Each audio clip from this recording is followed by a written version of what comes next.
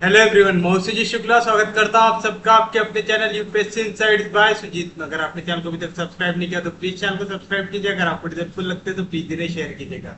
आपका चैनल को सब्सक्राइब करना हमें मोटिवेट करता है कि हम इसी तरीके से आपके लिए क्वालिटी कंटेंट लाते रहे। बिना टाइम वेस्ट करें हम कंटिन्यू करते हैं हमारा स्पीयर। तो देखिए आपका पहला क्वेश्चन क्या दिया हुआ है। Find the equation of sphere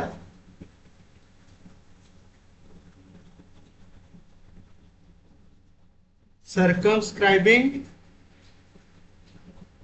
the tetrahedron whose bases are y upon b plus z upon c equals to 0, z upon c plus x upon a equals to 0, x upon a plus y upon b equals to 0, x upon a plus y upon b plus z upon c equals to 1। फिर से पिछले lecture में हमने जैसा question देखा हुआ है उसी टाइप का है, बस थोड़ा सा और ट्रिकी दिया हुआ है। यहाँ पे आपको x equal to 0, y equal to 0, z equal to 0 के बजाय तीन और अलग अलग प्लेन दिए हुए हैं। सबसे पहले तो आपका स्फीयर सर्कमस्क्राइब कर रहा है टेट्राहेड्रॉन को, मतलब जो टेट्राहेड्रॉन के वर्टेक्स है ये काय के ऊपर प्रेजेंट रहेंगे, स्फीयर के ऊपर। यानी ये स्पीयर एनक्लोज कर रहा है आपके टेट्राहेड्रॉन को, यानी स्पीयर के अंदर टेट्राहेड्रॉन यहां पे प्रेजेंट है। तो आप सॉल्यूशन में लिखेंगे द गिवन प्लेन्स आर, क्या क्या दिया हुआ है आपको, y upon B plus Z upon C equal to 0, equation number 1, z upon C plus X upon A equal to 0, equation number x upon a plus y upon b equals to 0, equation number 3, x upon a plus y upon b plus z upon c equals to 1, equation number 2। फिर हमें पता है vertex of tetrahedron कब बनती, जब इनमें से तीन फेस आपके आगे क्या होंगे, इंटरेक्ट होंगे, एक दूसरे के साथ इंटरसेक्ट होंगे। तो आप लिखेंगे we know that the vertex of tetrahedron is formed by intersection of its three faces। यानी जो तीन प्लेन है, चार प्लेन से आपका टेट्राहेड्रॉन बनता है, तो कोई भी तीन जब इंटरसेक्ट होंगे तो क्या बनेगा, एक वर्टेक्स बनेगा। मैंने आपको तरीका बताया था याद रखने का। आपको टोटल टेट्राहेड्रॉन में कितने वर्टेक्स मिलते हैं, 4। कितनी इक्वेशन है यहाँ पे, 4। तो कैसे बनाएंगे आप, पहले आप क्या करेंगे, पहले तीन को लेंगे, आखिरी को नहीं लेंगे, फिर पहले दूसरे और चौथे को लेंगे, तीसरे को नहीं लेंगे, फिर पहले तीसरे चौथे को लेंगे, दूसरे को नहीं लेंगे, फिर पहले को नहीं लेंगे, और आखिरी तीन को आप लेंगे। तो आप लिखेंगे consider equation 1, 2 and 3। Consider equation 1, 2 and 3 from 1। बताओ मैं क्या लिख सकता हूं, y अपॉन बी, इसकी वैल्यू है z अपॉन सी, तो मैं y अपॉन बी को क्या लिख सकता हूं, minus Z upon C. And from equation 2, इक्वेशन 2 में देखो क्या दिया हुआ है, z upon C plus X upon A equal to 0, तो x अपॉन ए की वैल्यू क्या आएंगी, माइनस जेड अपॉन सी। तो therefore equation 3 becomes, क्या इक्वेशन 3, x अपॉन ए की वैल्यू आपने क्या निकाले, minus Z upon C, plus y upon B की वैल्यू क्या निकाले आपने, माइनस जेड अपॉन सी। इसकी वैल्यू क्या आ जाएंगी, 0। सेम वैल्यू तो आएगा माइनस 2 जेड अपॉन सी, इसकी वैल्यू आ गई 0, यानी z की वैल्यू क्या आ गई, 0। अगर z की वैल्यू 0 है, देयरफॉर y भी 0 हो जाएगा एंड x भी 0 हो जाएगा। क्यों, अगर z 0 है तो यहाँ पे आएगा x upon A equal to minus 0 upon C. 0 से किसी को भी डिवाइड करो या मल्टीप्लाई करो, आंसर क्या आता? 0। सेम अगर z यहाँ पे 0 हो गया, न्यूमरेटर 0 हो गया, किसी से भी मल्टीप्लाई करो या डिवाइड करो, आंसर आ जाएगा 0। तो आप लिखेंगे देयरफॉर पॉइंट ओ जिसके कोऑर्डिनेट है 0 0 0 is a vertex of given tetrahedron. बस सेम मेथड यूज करते जाना आपको। अब हम यूज करेंगे पहले, दूसरे और चौथे इक्वेशन को।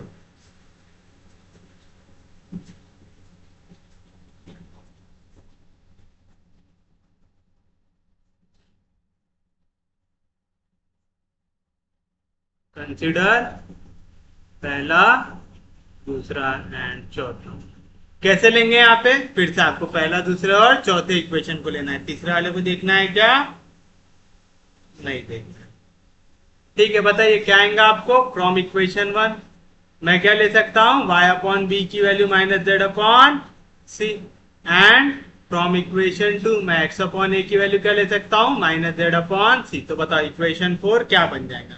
x अपॉन ए की value minus Z upon C, y upon B की value minus Z upon C plus Z upon C equal to 1।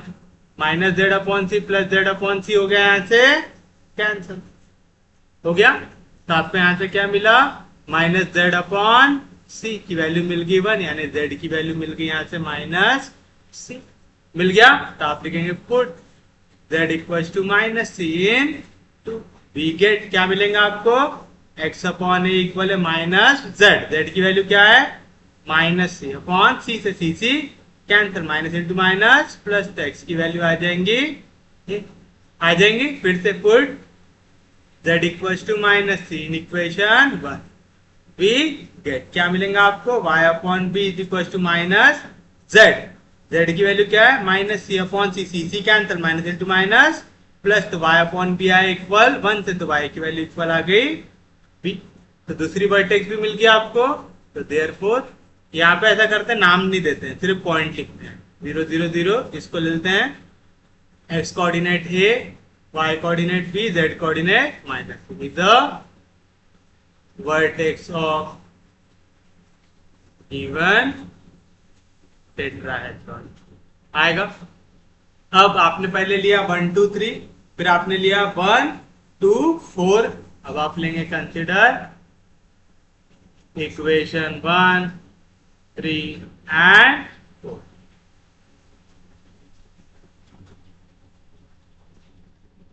बताइए किसको नहीं लेना है? अब 2 को नहीं लेना है। आएगा ऐसा? तो चलिए बताइए क्या मिलेगा आपको? फ्रॉम इक्वेशन 1 से मुझे क्या मिलेगा? y अपॉन बी इक्वल है जेड अपॉन सी से, तो z अपॉन सी की वैल्यू आ जाएगी minus y upon B. And from equation 3 क्या दिया हुआ है? x upon A plus y upon B equal to 0। तो x अपॉन ए की वैल्यू क्या आ जाएंगी? Minus y upon B. तो इक्वेशन 4 बिकम्स क्या आ जाएगा? x अपॉन ए की value minus y upon B plus y upon B, जैसा था वैसा, प्लस z अपॉन सी की वैल्यू क्या है? Minus y upon B. तो आ गया माइनस y अपॉन बी, इसकी वैल्यू क्या आ गई? 1 आ गई।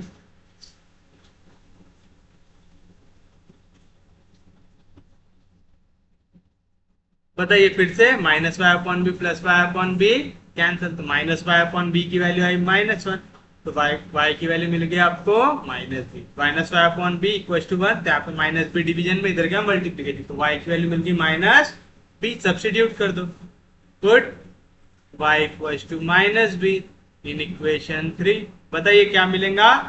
x अपॉन ए इक्वल है माइनस y की वैल्यू -b अपॉन b से b cancel, minus into minus plus, यानी x अपॉन ए इक्वल आ गया 1 से, यानी x की वैल्यू आ गई 8 आ गई। नेक्स्ट क्या निकालना है आपको? Put y equal to -b in equation 1। b get क्या मिलेगा आपको? z upon C equal to -y की वैल्यू क्या है? -b upon b, minus into minus plus, b cancel, z upon C भी कितना आ गया? 1, यानी z की वैल्यू क्या मिल गई आपको? सी मिल गई, तो ये मिल गया एक और वर्टेक्स, तो आप लिखेंगे therefore A minus B C is a vertex of given tetrahedron. आएगा, कोई दिक्कत नहीं, कोई डाउट नहीं। अब बताइए अब क्या बचा है आपके पास, आपने 1 2 3 लिया, फिर उसके बाद 1 2 4 लिया, फिर आपने 1 3 4 लिया, आप क्या लेंगे 2 3 4, तो आप देखेंगे कंसिडर इक्वेशन 2 3 4।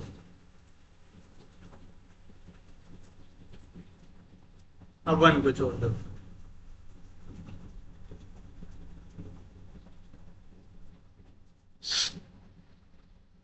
बताइए क्या मिलेगा आपको, from equation two Z upon C plus X upon A equal है 0 से, तो जेड अपॉन सी की वैल्यू क्या आ जाएंगी minus X upon A, and from equation number 3 X upon A plus Y upon B equal है 0 से, तो वाई अपॉन बी की वैल्यू क्या आ जाएंगी माइनस एक्स अपॉन ए, तो इक्वेशन 4 बिकम्स क्या आएंगी X upon A plus Y upon B की value minus X upon A plus Z upon C की value minus X upon A equals to 1, plus X upon A minus X upon A cancel, यानी X की value क्या आ गई यहाँ से minus ए आ गई। आगे एक बार एक्स मिल गया तो वाई और जेड निकालना बहुत ही आसान होता है, तो आप लिखेंगे put X equals to minus A in equation 3 we get, क्या मिलेंगे आपको y upon B equal minus X, X की value minus A upon A cancel, minus minus plus, तो y अपॉन बी मिल गया 1, यानी y की वैल्यू आ गई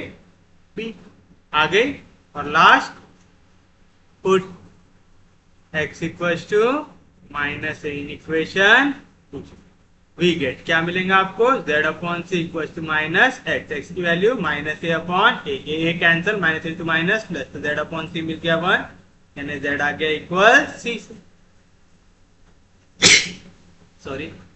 तो क्या मिला आपको, therefore x coordinate minus A, y coordinate b, z coordinate c is a vertex of given tetrahedron. आ गया ऐसा, तो आपके पास चारों वर्टेक्स आ गए। अब आपका क्या बोल रहा है, बोल रहा है यहाँ पे कि आपका जो रिक्वायर्ड स्फीयर है ये सर्कमस्क्राइब करता है ये टेट्राहेड्रॉन को, दिया हुआ है ऐसा, तो आप लिखेंगे as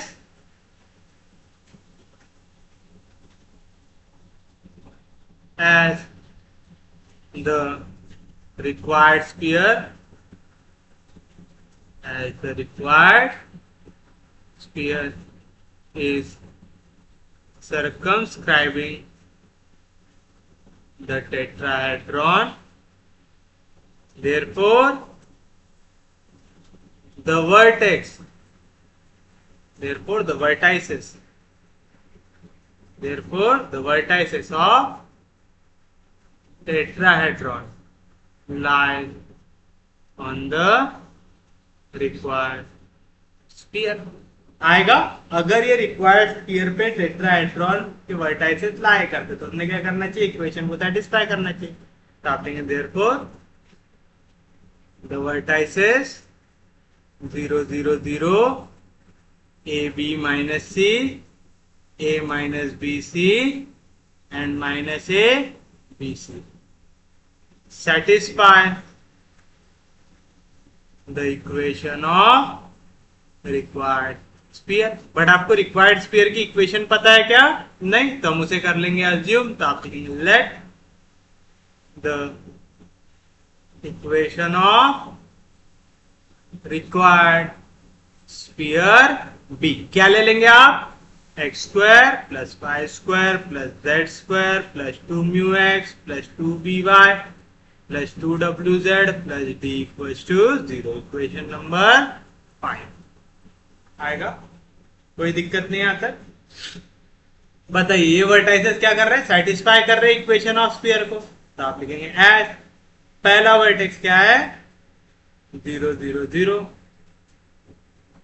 satisfy equation 5, therefore x के जगह 0 0 का स्क्वायर 0, y का जगह 0 0 का स्क्वायर 0, z के जगह 0 0 का square 0, 2 mu into 0 0, 2b into 0 0, 2w into 0 0, into D equal to 0। तो डी की वैल्यू क्या आ गई आपके पास? 0 आ गई। तो पहला वाला पार्ट निकालने में तो किसी को भी कोई भी दिक्कत नहीं है। Question number 6। ऑल्सो कौन सा पॉइंट सेटिस्फाई कर रहा है? ए B minus C. Satisfy equation 5। तो चलिए जहां जहां पे x उसकी जगह a तो आ जाएगा a स्क्वायर, जहां जहां पे y उसकी जगह b तो आ जाएगा b स्क्वायर, जहां जहां पे z है उसकी जगह c तो माइनस c का square plus c square plus 2 mu x तो आ जाएगा 2 mu a plus 2 V Y तो आ जाएगा 2 V B plus 2 W Z, Z की जगह आएगा माइनस सी तो आएगा minus 2 W C plus D equal to 0। But D की वैल्यू क्या है यहाँ पे? 0 है। तो आपको मिल जाएगा therefore 2 mu A plus 2 B B minus 2 W C equal to यहाँ पे पूरी वैल्यू प्लस में इधर जाएगा तो minus A square plus B square plus C square. Equation number 7। और यहाँ पे आप रीजन डालेंगे फ्रॉम इक्वेशन नंबर 6। इक्वेशन 6 से डी की जगह क्या आ गया आपके पास? 0 आ गया।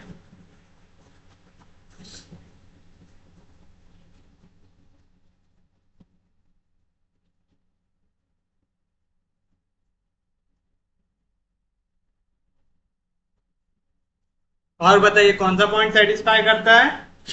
ये भी हो गया। अब है a माइनस बी सी।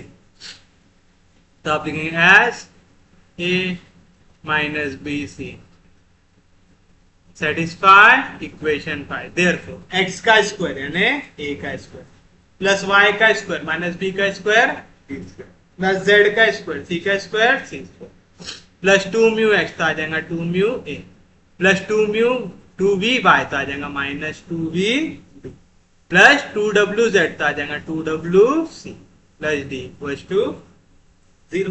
फिर से d की वैल्यू क्या है? 0 है। मिलेगा 2 mu a minus 2vb plus 2wc equal to minus a square plus b square plus c square. Equation number 8 from equation number 6 आएगा ऐसा। उसके बाद also last point minus A B C satisfy equation 5। There X का square minus A का square plus A square plus Y का square B का square B square plus Z का square C का square C square plus 2 mu x आएगा minus 2 mu ए क्योंकि x की जगह आ गया माइनस ए प्लस 2v y तो आ जाएगा 2v b plus 2w z तो आ जाएगा 2w c plus d equal to 0। फिर से d की वैल्यू क्या है? 0 है। तो क्या मिलेगा आपको? Minus 2 mu A plus 2vb plus 2wc is equal to minus a square plus b square plus c square. Equation number 9। अब यहां से मुझे चाहिए म्यू v और w की वैल्यू चाहिए। तब आप देखिए, आप इक्वेशंस को अगर अच्छे से ऑब्जर्व करेंगे ना तो आपको एक पैटर्न दिखेगा। क्या पैटर्न दिखेगा? अगर मैं करता हूं ऐड इक्वेशन 7 एंड 8, ऑब्जर्व करो 2 म्यू ए 2 म्यू ए कितना आ गया? 4 mu A plus 2 mu B minus 2 mu B cancel तो आ गया 0 minus 2wc plus 2wc cancel तो आ गया 0 और माइनस एक बार A square plus B square C square minus एक और बार A square plus B square plus C square तो आ जाएगा minus 2 times A square plus B square plus C square. तो बताओ यहाँ से म्यू की वैल्यू क्या आ जाएंगी? Minus 2 times A square plus B square plus C square upon 4 A. तो बताओ म्यू क्या मिला आपको? 2 तो क्या मिला आपको? Mu is equal to minus A square plus B square plus C square upon 2। Mu मिल गया। सिमिलरली अब आपको v निकालना है और w निकालना है। तो 7 और 8 को भी ऐड किया था। अब मैं क्या करूंगा? 8 और 9 को ऐड कर लेता हूं। ऐड 8 एंड 9 बताइए क्या मिलेगा? 2 म्यू ए माइनस 2 म्यू ए कैंसल तो आ गया 0 minus 2vb plus 2vb cancel तो आ गया 0 प्लस 2wc प्लस 2wc आ जाएगा 4wc is equal to minus A square plus B square plus C square, 2 बार ऐड होगा तो आएगा minus 2 times A square plus B square plus C square. तो बताइए यहाँ से w की वैल्यू क्या आएंगे आपके पास, minus 2 times A square plus B square plus C square. यहाँ पे 4 से मल्टीप्लीकेशन, इधर गया तो डिवीजन में, तो w क्या मिलेगा, minus A square plus B square plus C square upon 2c मिल रहा है। अब बताइए लास्ट क्या करेंगे, आप पहली और आखिरी इक्वेशन को ऐड करेंगे, तो आप करेंगे ऐड 7 और 9।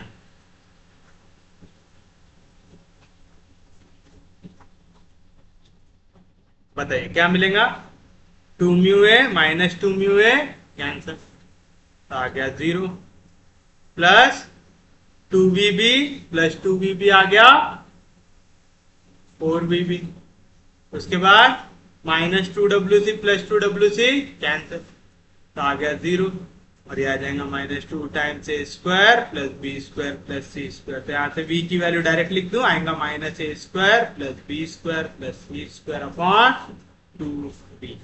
आपके पास u है, आपके पास v है, आपके पास w है, आपके पास d है? इनको भी इक्वेशन देता हूं, 9 तक दे चुके थे, हो जाएगा 10 11 12 आएगा। तो आप लिखेंगे फ्रॉम इक्वेशन 5 6 10 11 एंड 12। देखिए इक्वेशन नंबर 5 क्या लिया था आप लोगों ने, X square plus Y square plus Z square,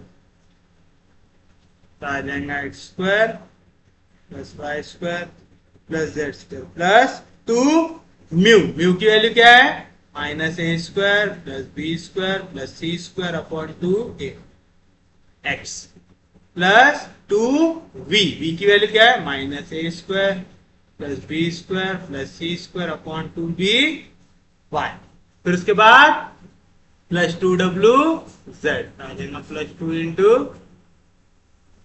w, तो आएगा minus A square plus B square plus C square upon 2c z plus D की वैल्यू है 0 इक्वल टू 0, कुछ कट रहा है हर जगह पे 2 हो जाएगा, कैंसिल होगा। तो क्या मिला आपको, X square plus Y square plus Z square plus into minus minus A square plus B square plus C square upon A X plus into minus minus A square plus B square plus C square upon B Y plus into minus a square plus b square plus c square upon c z equals to 0. This is the required equation of sphere. दे रहेगा आपके लिए आपका final answer. उम्मीद है समझाऊंगा, easy था question. तो इस टाइप का अगर कोई भी क्वेश्चन आए तो आपको सॉल्व करना आना चाहिए। अभी तक क्या कर रहा था, आपका स्पीयर सर्कमस्क्राइब कर रहा था एक टेट्राहेड्रॉन, यानी स्पीयर के अंदर टेट्राहेड्रॉन प्रेजेंट है। अब अगर मैं उल्टा कर दूं, टेट्राहेड्रॉन के अंदर अगर स्पीयर आ जाए तो कैसे सॉल्व करेंगे। जैसे अगर आपको क्वेश्चन इस तरीके से पूछ ले, find the coordinate of centre radius and equation of sphere and equation of sphere inscribed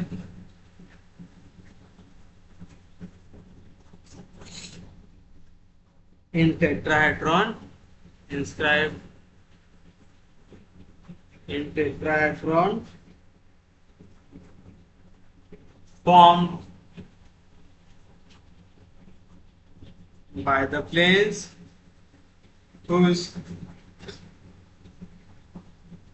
equation are x equals to 0, y equals to 0, z equals to 0, x plus y plus z equals to a। अब बोल रहा है आपको coordinate centre का, radius का और equation of sphere निकालना है जो इंस्क्राइब्ड है टेट्राहेड्रॉन के अंदर, मतलब टेट्राहेड्रॉन के अंदर प्रेजेंट है। तो देखिए आपको यहाँ पे 4 प्लेन दिया हुआ है, x equal to 0 Y Z plane, y equal to 0 X Z plane, z equal to 0 X Y. तो मुझे कुछ इस तरीके से डायग्राम बनाना पड़ेगा, x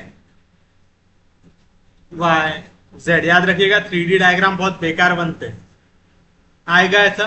तो एक्स वाई प्लेन की इक्वेशन हो गया आपका z equal to zero, Y Z plane की हो गया x इक्वल टू जीरो, और एक्स जेड प्लेन की हो गया y इक्वल टू जीरो। फिर बोल रहा है x plus Y plus Z equal to A, एक लाइन पे पकड़ लो यहाँ पे वाला प्लेन, ये जो बाहर से प्लेन आ रहा है ये हो गया हमारा x plus Y plus Z equal to A.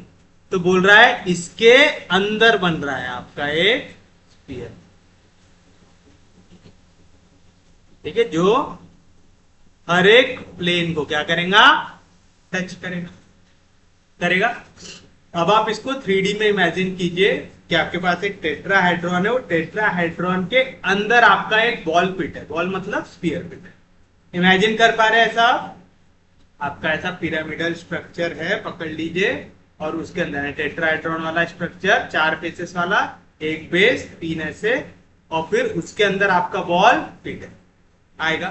तो सेंटर ऑफ स्फीयर जो रहेगा वो कैसा रहेगा, इन प्लेन्स के साथ इक्विडिस्टेंट रहेगा। क्यों? क्योंकि ये प्लेन को एक पॉइंट पे टच करेगा सेंटर से। जैसे ही मैं परपेंडिकुलर ड्रॉ करूंगा, पकड़ लीजिए आपका, चाहे वाई जेड प्लेन में, चाहे पकड़ लीजिए एक्स वाई प्लेन में, चाहे पकड़ लीजिए एक्स जेड प्लेन में, और चाहे पकड़ लीजिए X plus Y plus Z equal to A, ये वाले प्लेन, हर एक चीज में आपका जो स्फीयर है वो कहां पे रहेगा, आपके पॉजिटिव, एक तो सबसे पहले तो फर्स्ट ऑक्टेंट में रहेगा। क्यों? क्योंकि x की वैल्यू 0 है, y की वैल्यू 0 है, z की वैल्यू 0 है, और x plus Y plus Z equal है a से, यानी x की, y की, z की सबसे छोटी वैल्यू यहाँ पे क्या प्रेजेंट है आपके पास, 0 प्रेजेंट है, यानी एक भी वैल्यू नेगेटिव जाएंगी क्या, नहीं जाएंगी। ये चीज समझिए सबको। और x plus Y plus Z equal है a से, यानी जो इनकी टॉप मोस्ट वैल्यू है वो कहां तक जा सकती, a तक जा सकती है, यानी x plus Y plus Z, इसकी वैल्यू a ज्यादा से ज्यादा हो सकती है, उससे ज्यादा हो सकती क्या, नहीं हो सकती।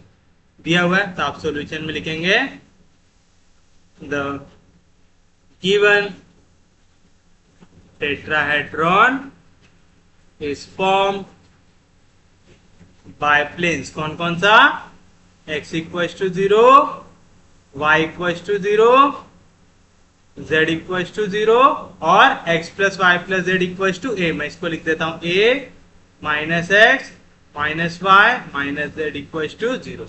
अब मैंने यहाँ पे कांस्टेंट को ऊपर क्यों लिखा, ये चीज समझिए।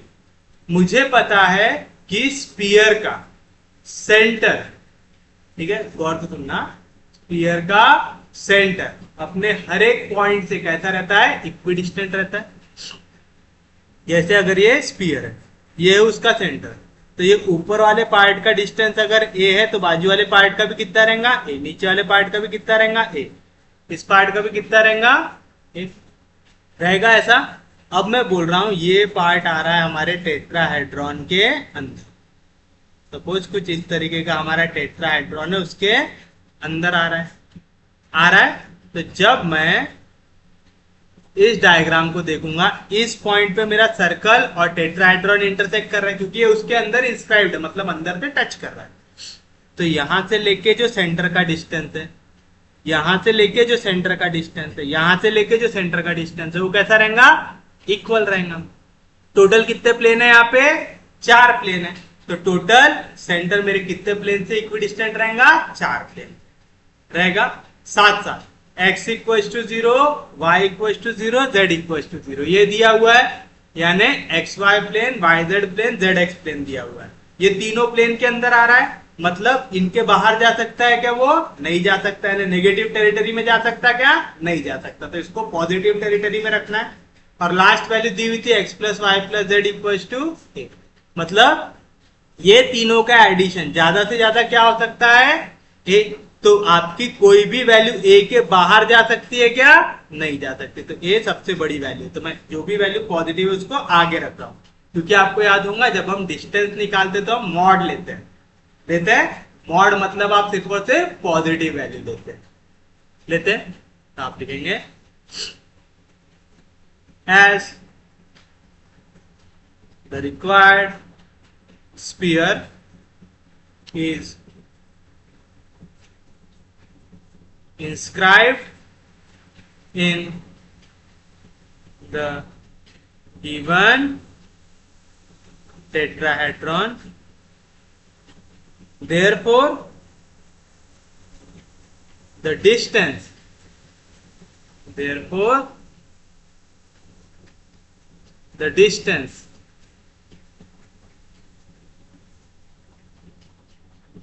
of center of this sphere from each side of tetrahedron is equal. आएगा, कहते आप बोल रहे इनका डिस्टेंस हमेशा कैसा आएगा, इक्वल आएगा। तो आप सेंटर कुछ भी ले लो, तो मैं लेता हूं let P alpha beta gamma be the centre of required centre of required sphere having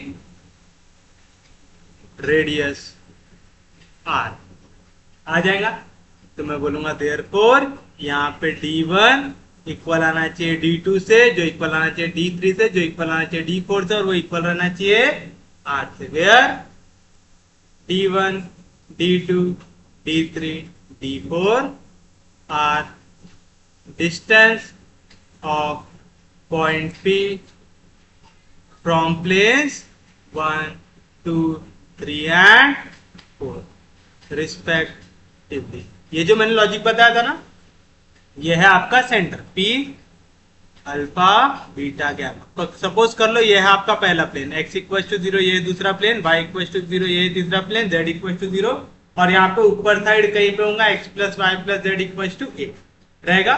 तो मैं बोल रहा हूं क्योंकि ये सेंटर है स्पीयर का, हर एक कोण इससे इक्वी डिस्टेंट रहेगा। अब ये स्पीयर वो प्लेन को एक ना एक पॉइंट पे जाके इंटरसेक्ट करेगा, तो ये पॉइंट तक का डिस्टेंस मैंने ले लिया D1, ये पॉइंट तक का ले लिया D2, ये पॉइंट तक का ले लिया D3।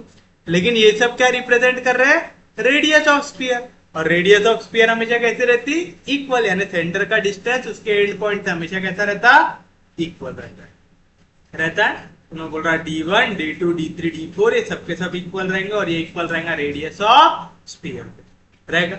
अब आप बताओ आपको distance of point from a plane निकालना आता है क्या, आता है। आप लिखेंगे v, इसे देता हूं इक्वेशन 4 तक दे चुके थे, तो हो जाएगा 5। तो आप लिखेंगे v नो दैट, क्या पता है आपको, the distance d of a plane ax plus by plus cz plus d equal to 0। यार फिर हमको डिस्टेंस d चेंज करना पड़ेगा, इसको लिखना पड़ेगा कैपिटल D।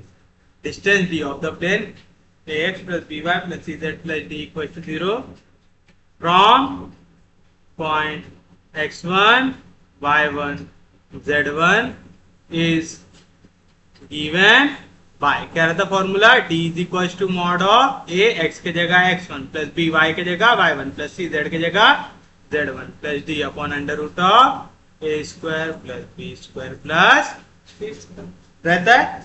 तो बताओ इक्वेशन नंबर 5 क्या हो जाएंगे, यहाँ पे पहला प्लेन है मेरा x इक्वल टू 0 है, x इक्वल टू 0 को मैं क्या लिख सकता हूँ, 1x plus 0y plus 0z plus 0 equal to 0। आगे इस फॉर्म में ax plus by plus cz plus d equal to 0 आएगा। यहाँ पे x y z के जगह ये वैल्यू है, ये हो गया x1 y1 z1 आ गया। तो क्या आती value, mod of ax1, a की वैल्यू क्या है 1, x के जगह आ जाएगा x का कोएफिशिएंट आ जाएगा alpha, plus 0 into beta 0 plus 0 into gamma 0 plus 0 आ गया alpha upon under root of A square plus B square plus C square, 1 का स्क्वायर आ जाएगा। दूसरी इक्वेशन क्या है आपके पास, दूसरी इक्वेशन है y equal to 0। y equal to 0 को क्या लिख सकते हैं, 0x plus 1y plus 0z plus d के जगह 0 इक्वल टू 0। फिर से आगे ax plus by plus cz plus d equal to 0, जहां पे x1 y1 z1 है अल्फा बीटा क्या रहता फॉर्मूला, a इंटू x1, यानी 0 into alpha 0, b into Y बनता आएगा 1 इंटू बीटा, तो आ जाएगा बीटा काय के अंदर, मॉड के अंदर। फिर 0 इंटू Z1 यानी 0 इंटू गैमा हो जाएगा 0 plus 0 upon square root of A square plus B square plus C square, तो आ जाएगा 1। तो सिमिलरली तीसरा निकालने की जरूरत है क्या? नहीं, आप डायरेक्टली लिख सकते हो। क्या आएगा? Gamma upon square root of 1 is equal to mod of, last क्या आएगा? लास्ट इक्वेशन है आपके पास a minus X minus Y minus Z equal to 0। तो मैं इसको ऐसा लिख सकता, -1 into X minus 1 into Y minus 1 into Z plus A equal to 0 रहता। तो क्या रहता फॉर्मूला? a एक्स यानी -1 इंटू अल्फा, तो आ गया minus alpha, b into Y minus 1 into beta minus beta, फिर c into Z -1 into gamma minus gamma plus A upon under root of A square plus B square plus C square, -1 का square -1 का square -1 का square, आएगा 1 plus 1 plus आ जाएगा। ये formula लगाना आ जाएगा सबको। अब बताइए आपका रीजन कौन से ऑक्टेंट में है?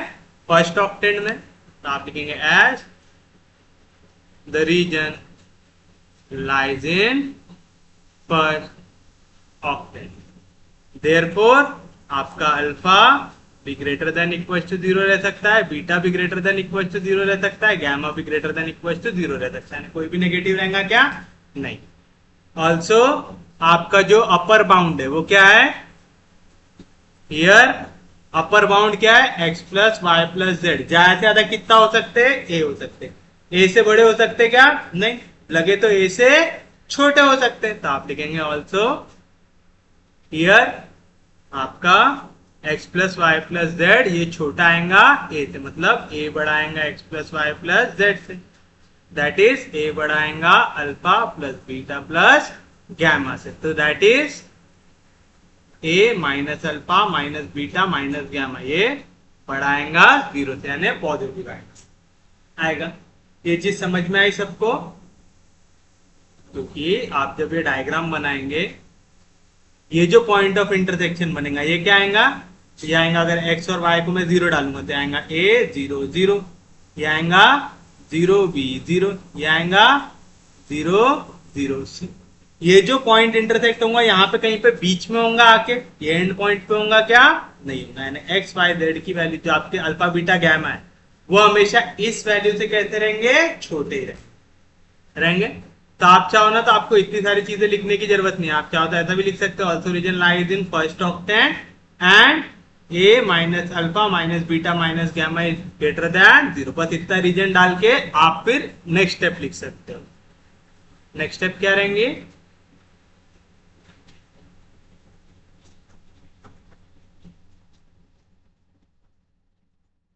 ये स्टेप हो गई थी हमारी पिछले इसमें।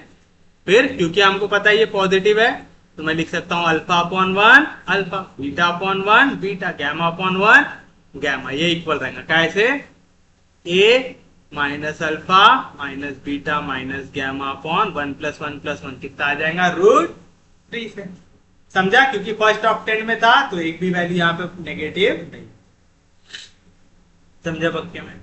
सच में समझ रहा है? समझ रहा है ना? x equal to 0, y equal to 0, z equal to 0, ये एंड पॉइंट है।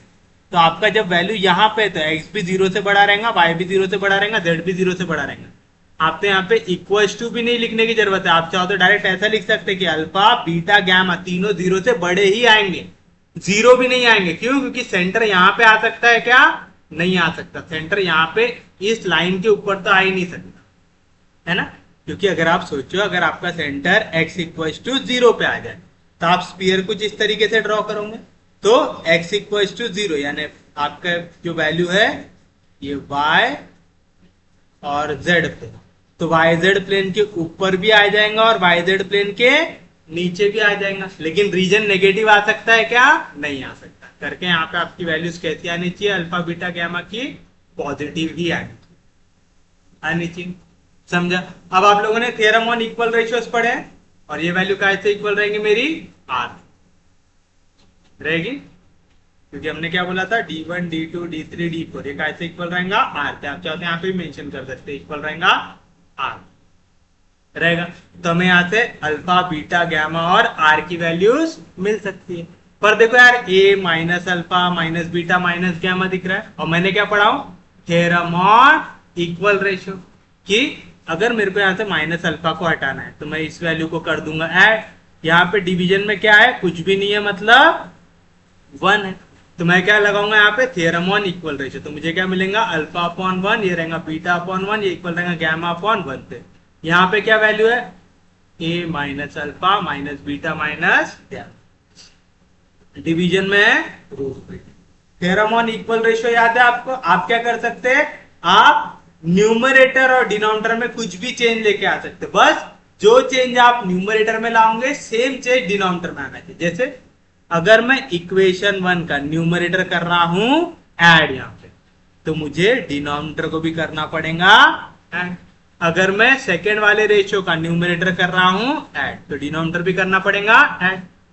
मैं तीसरे वाले का अगर न्यूमरेटर कर रहा हूं ऐड, तो डिनोमिनेटर भी करना पड़ेगा ऐड। ये क्या होता है थ्योरम ऑन इक्वल रेशियो। ये वैल्यू का क्या आती है ईच रेशियो। ये करने से फायदा plus alpha minus alpha plus beta minus beta plus gamma minus gamma हो गया यहाँ से कैंसिल। तो क्या मिला आपको alpha upon 1 alpha beta upon 1 beta gamma upon 1 gamma. इसकी वैल्यू क्या आ गई A upon 1 plus 1 plus 1 plus √3 और यही काय की वैल्यू है आर।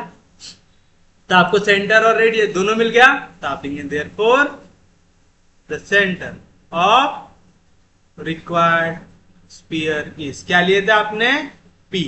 अल्फा अल्फा की value A upon 3 plus √3 beta A upon 3 plus √3 gamma A upon 3 plus √3 and have radius. Radius क्या है आर, वो भी कैसे इक्वल है ए अपॉन 3 प्लस √3 आ गया। तो आपके पास सेंटर के कोऑर्डिनेट है, आपके पास रेडियस है, और हमारे मास्टर ने हमको पढ़ाया है एक फॉर्मूला। क्या पढ़ा है, वी नो दैट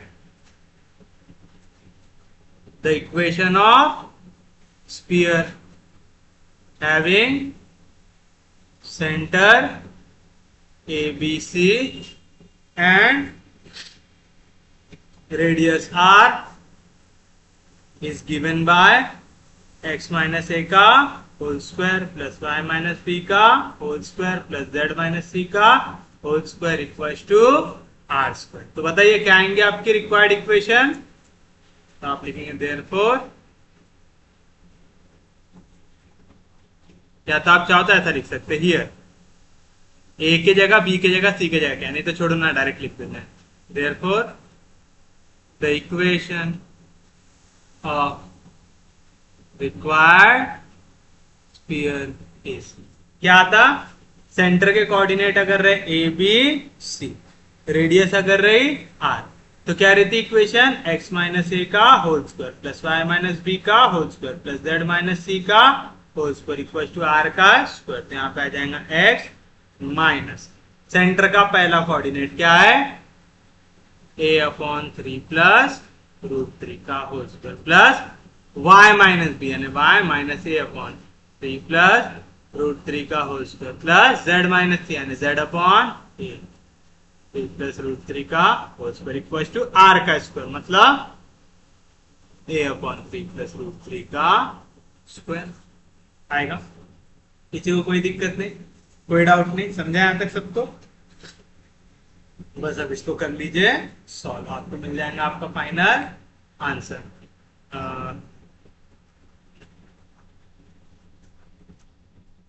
चलिए a माइनस बी का होल स्क्वायर क्या रहेगा A square minus twice of A B plus B square.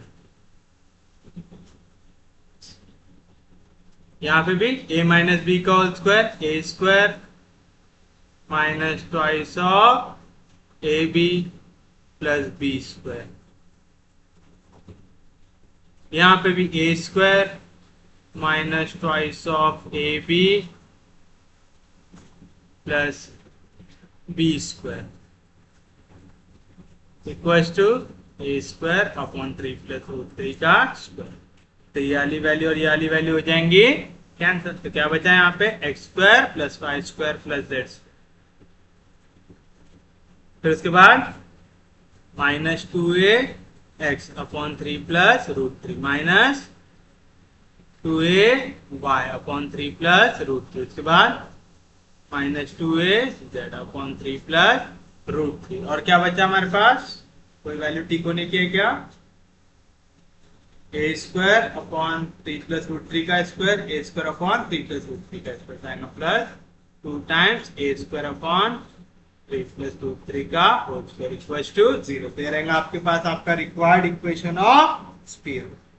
उम्मीद है समझाऊं, कोई दिक्कत नहीं किसी को भी। आसान सा क्वेश्चन था, बस आपको बेसिक्स याद रखना है। एक बार अगर आप बेसिक्स अच्छे से ग्रिप कर लेंगे ना तो क्वेश्चन हार्ड लगते नहीं, बस कैलकुलेशन करते हो गलती नहीं करते। देखिए आपका नेक्स्ट क्वेश्चन क्या दिया हुआ है आपको,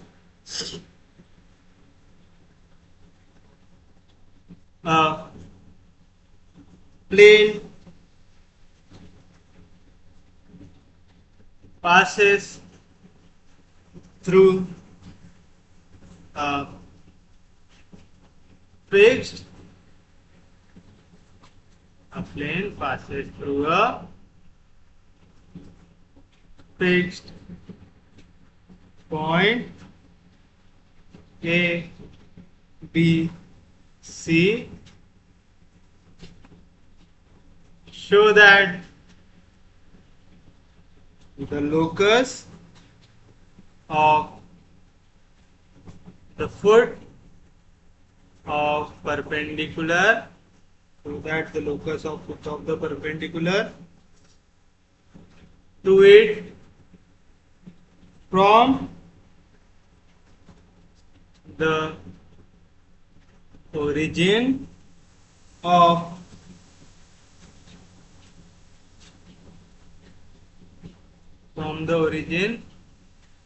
is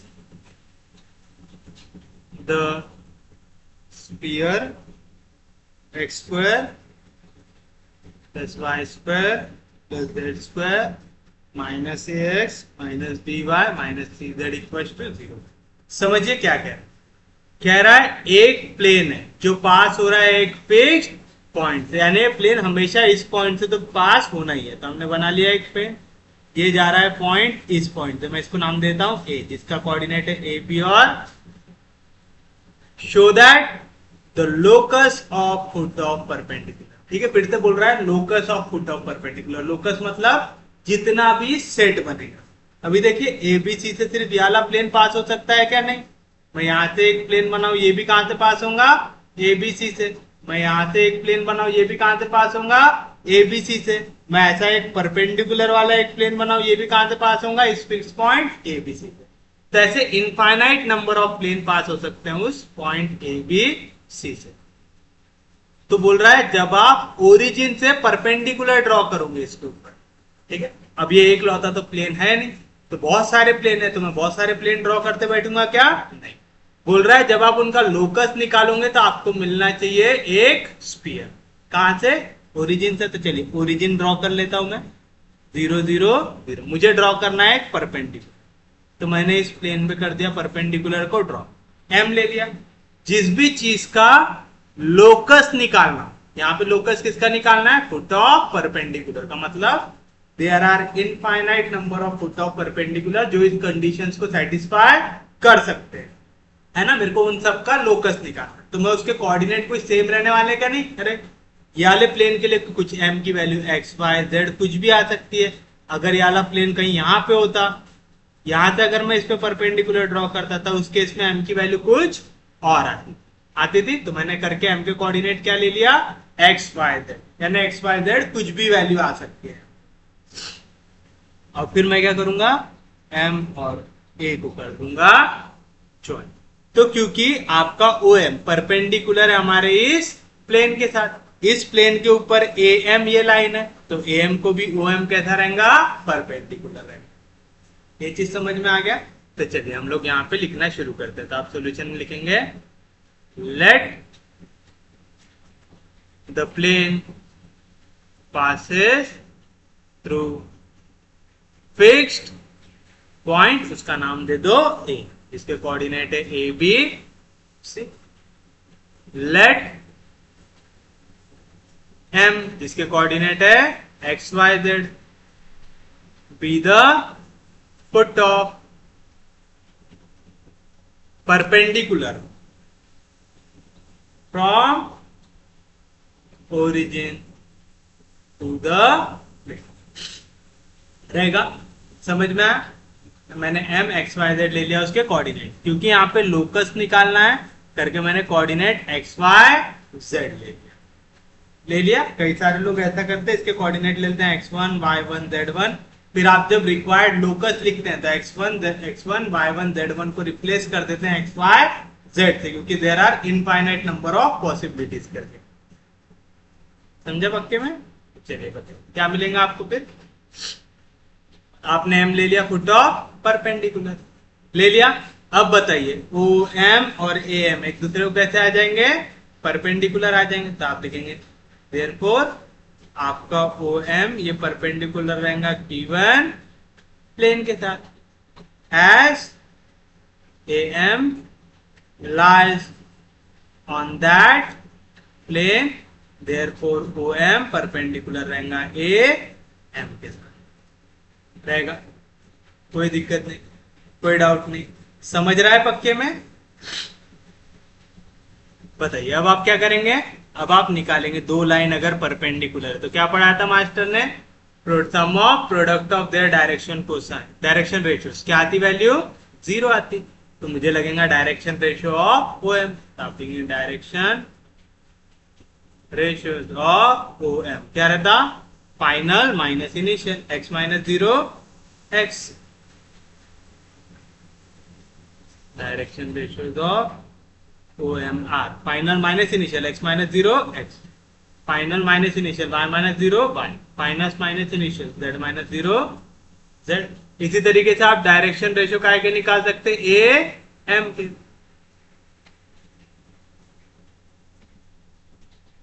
direction ratios of AM R क्या आ जाएगा? फाइनल माइनस इनिशियल आ जाएगा A minus x, final minus initial आ जाएगा b minus Y, final minus initial आ जाएगा c minus z। That is मैं माइनस साइन को कॉमन ले सकता तो मैं इसको लिख सकता हूँ x minus a y minus b z minus c। अब ये दोनों के दोनों कैसे हैं? परपेंडिकुलर है। एंड वी नो दैट क्या पता है आपको? If two lines having direction ratios A1 B1 C1 and A2 B2 C2 are perpendicular, then क्या मिलता है आपको? sum of product of direction cosine कितना आता? 0। तो A1 A2 plus B1 B2 plus C1 C2 की वैल्यू क्या आ जाएंगी? 0 आ जाएंगी। तो ये है आपके पास आपके डायरेक्शन रेशियोज।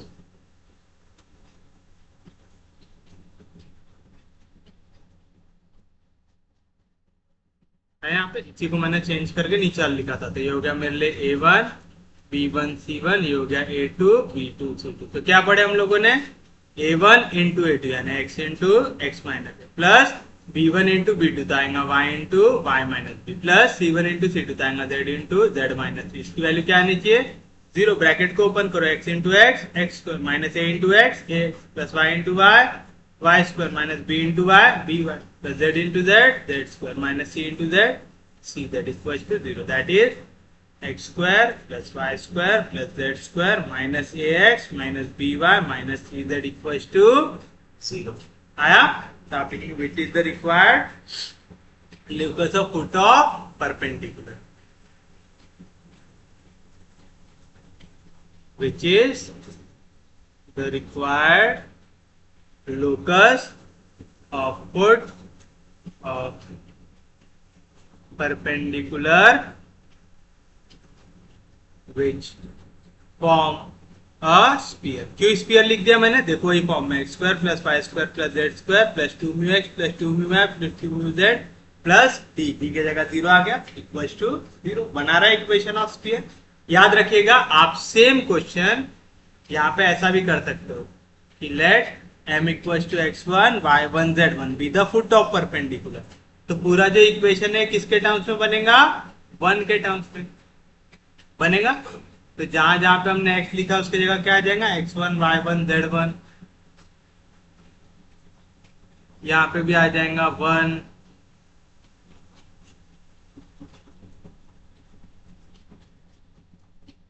आएगा तो ये पूरा 1 के टर्म्स में बनेगा।